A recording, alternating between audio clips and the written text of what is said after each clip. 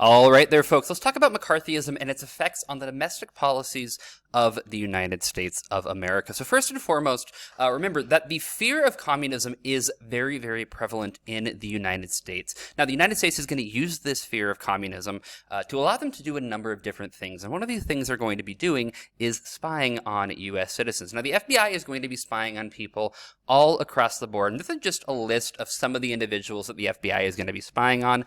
People like Helen Keller, former First Lady Eleanor Roosevelt, Frank Sinatra, the singer, Muhammad Ali, the boxer, Martin Luther King Jr. So the FBI is going to be using this fear of communism, this fear of communist sympathizers being in the United States, and they're going to use that to allow them to spy on a bunch of individuals. They're also going to use a number of informants to gather information.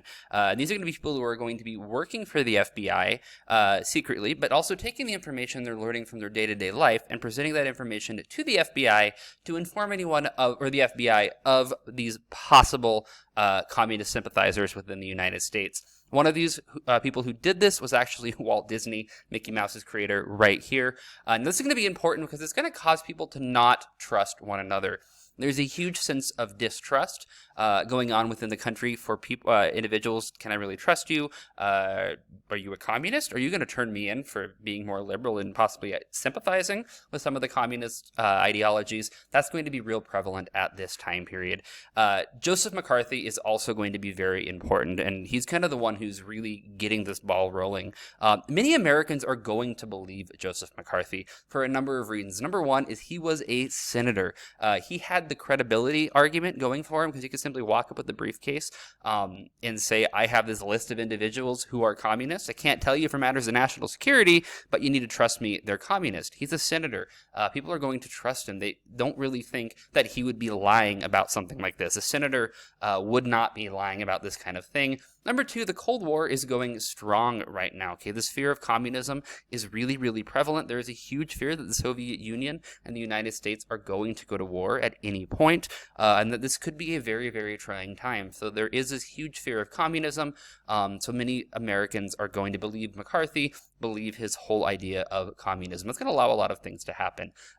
Also, McCarthy is going to become a threat to other politicians. He's going to gain a ton of political power at this time period. He's mostly going to be a threat to the Democrats for a number of different reasons.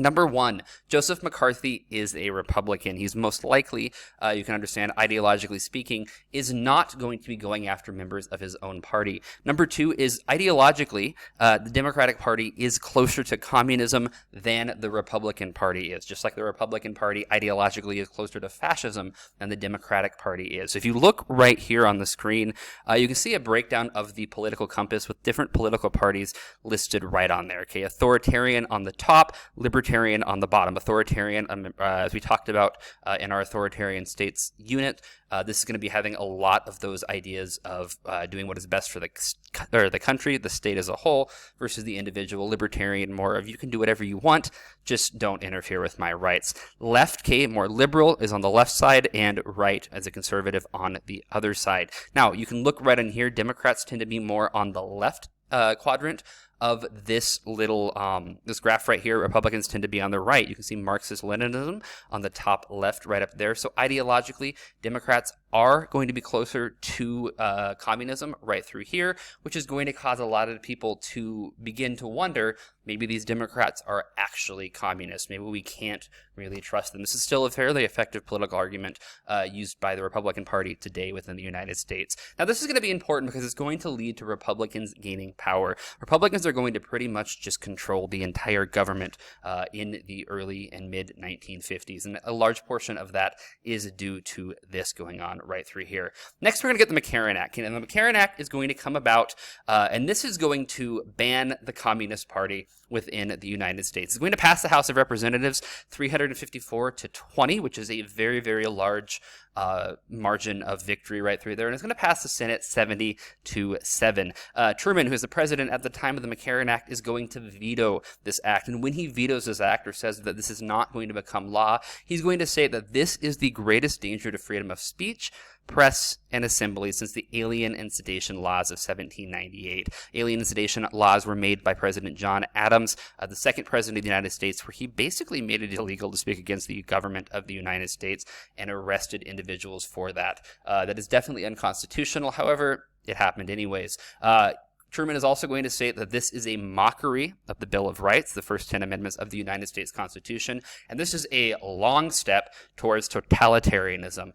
Basically, Truman is saying that this is not okay. I understand the fear of communism, however, you cannot do this. And if you look at Truman, Truman really did do a number of different policies, like his loyalty test, that were very against the Communist Party. So Truman is in no way a sympathizer of communism. However, he is going to be stating that this is wrong. The House is going to override his veto the following day, 286 to 48, and the Senate is going to override it 57 to 10. In order to override a veto, you need 2/3 majority of both the House and the Senate. They're going to easily have enough individuals to do this, and this is going to become law. It is important to understand that 31 Republicans and 26 Democrats are going to vote in favor, okay? In the Senate and vote in favor of this bill. So it's not something that's going along just along party lines.